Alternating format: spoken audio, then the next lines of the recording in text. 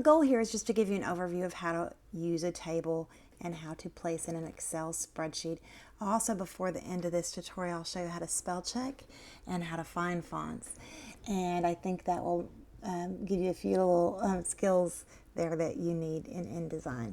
So, in our tables folder here, there is also a couple of links on how to format tables, a quick video on YouTube. I thought that was a nice video of working with tables and how to start one up.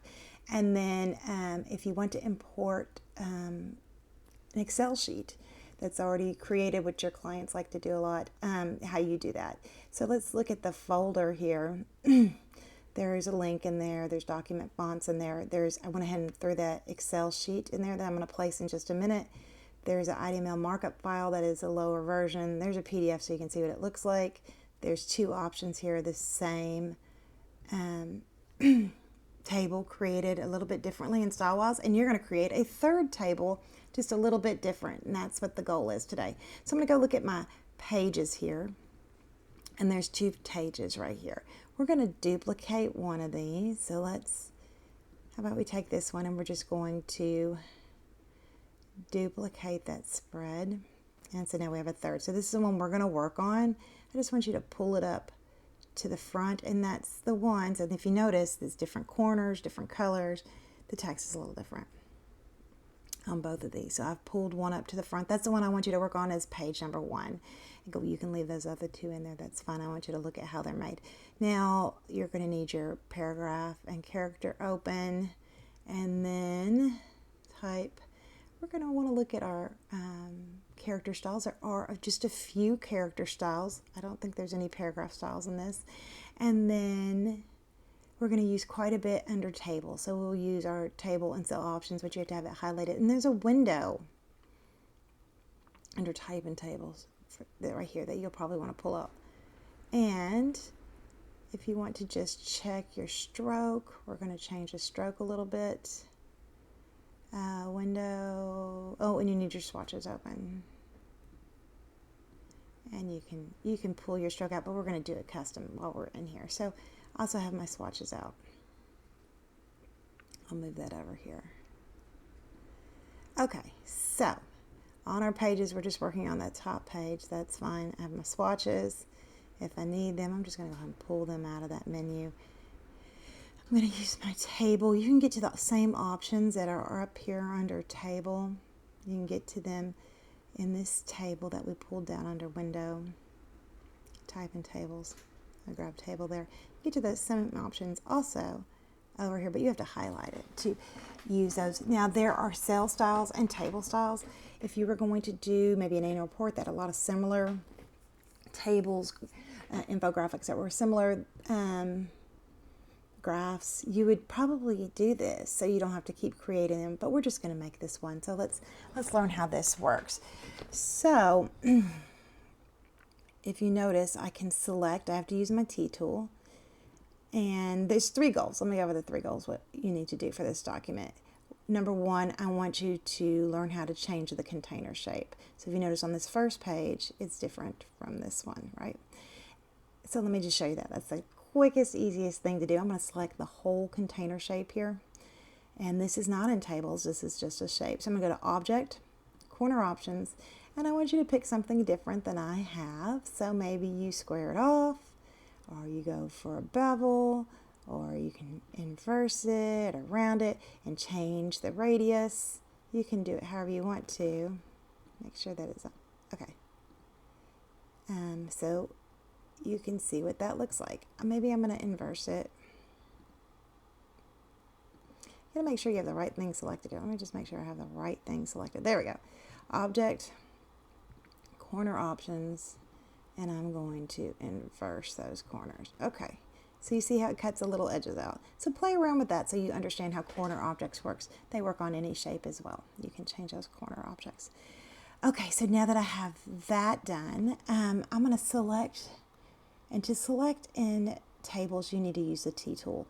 I can directly select. I can hold down Shift to select more than one. if I wanted to change all of these. And this is different. This top row is a little different. It has different character styles also than the other ones, but I can just grab across this whole bottom one. And you can see this is activities. When it has that plus mark, remember in our character styles, it's been edited a little bit. You can edit it more if you want to.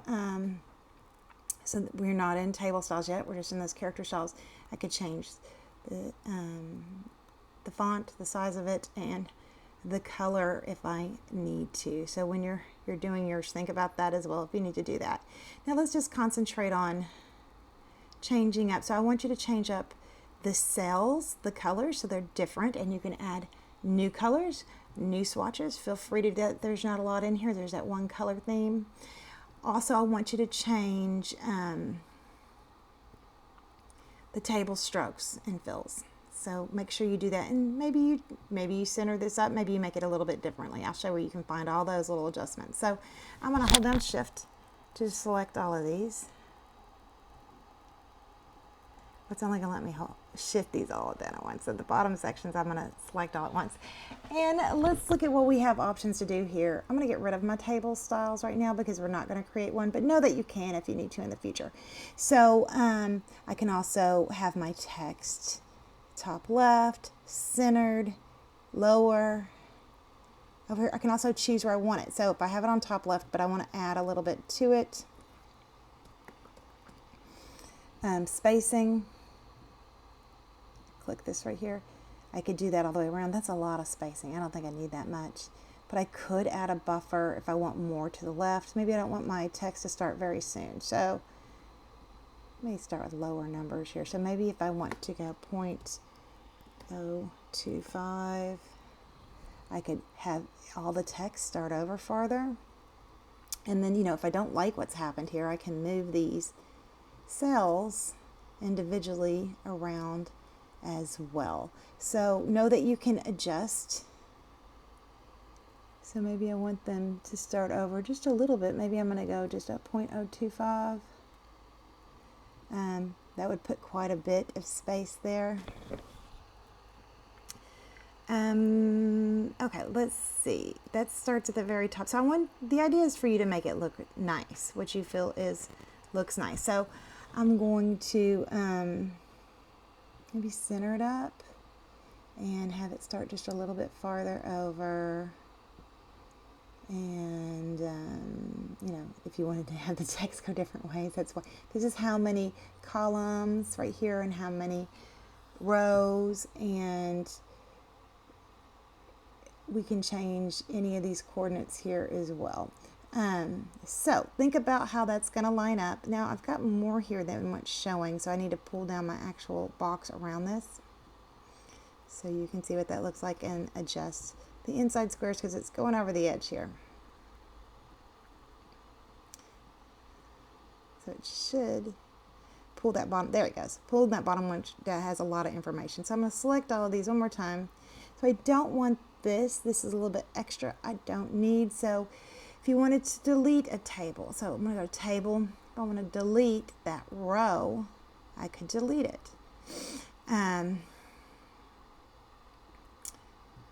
So mostly we're going to go back and forth between this table, which has the same options here. I'm going to go over here to the top though, table.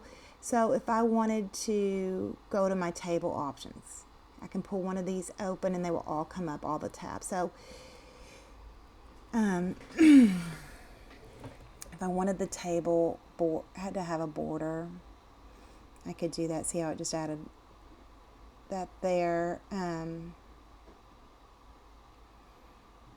I could, my stroke rows, I could alternate every other row. This is kind of wild. And see what that looks like. And I can pick a color for that and see how it's changing the color every other row. You can assign it. Maybe I want it to have none. You can assign it column strokes, column fills. So let's see, every other row, which is what I've done here, I want it to be a different color. So the first, alternating the first two rows and the next.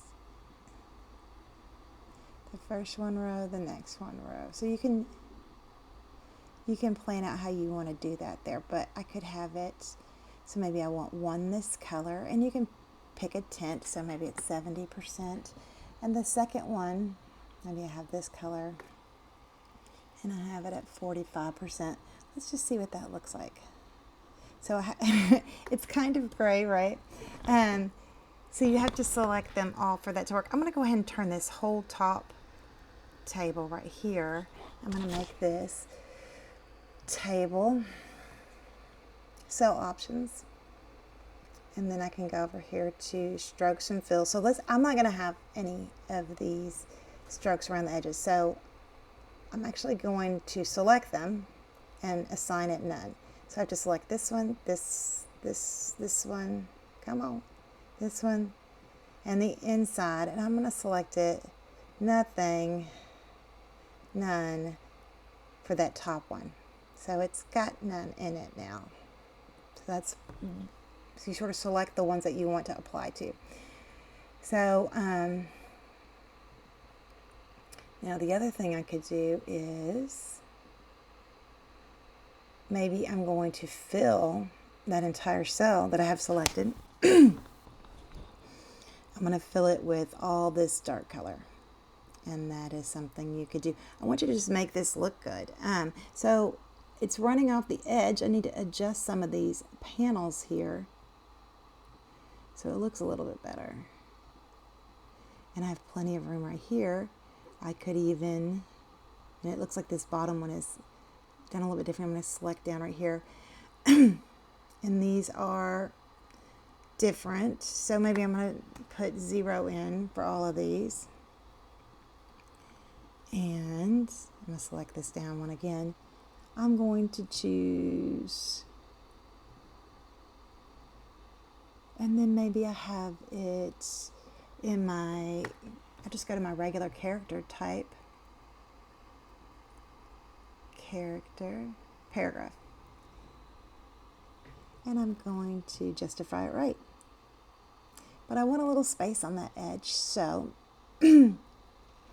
one of the things I can do here in my table is I'm going to just give it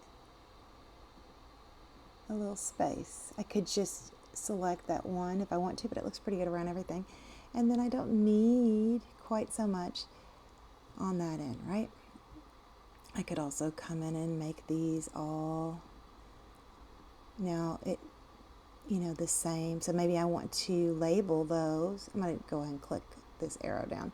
Maybe in my character styles, so maybe I'm going to make them all that myriad bold, which then this is a little bit, I need to move this over a little bit, right? Maybe I've decided that myriad bold for the label. I could just color this, any color I want to. I could come in here with the darker color. Sorry, I've got to do it just for the text. So I'd have to create that style in the myriad bold, and I could change the color to black, or that dark color, and I could do it that way as well. Maybe I'm just going to select, I'm going to hold down shift to select all of these. Maybe I'm going to create something a little more obvious. So in my table options, I can alternate fills. So I can go every other row. So the first row, let's say I'm going to have it be so pale it's like 15% of that green. In the second row, I'm going to have it be 40%. And let's see what that looks like. And you could choose if you're going to skip last. It depends if you have border rows. We don't have that much information. So I could change that up. Now let's think about,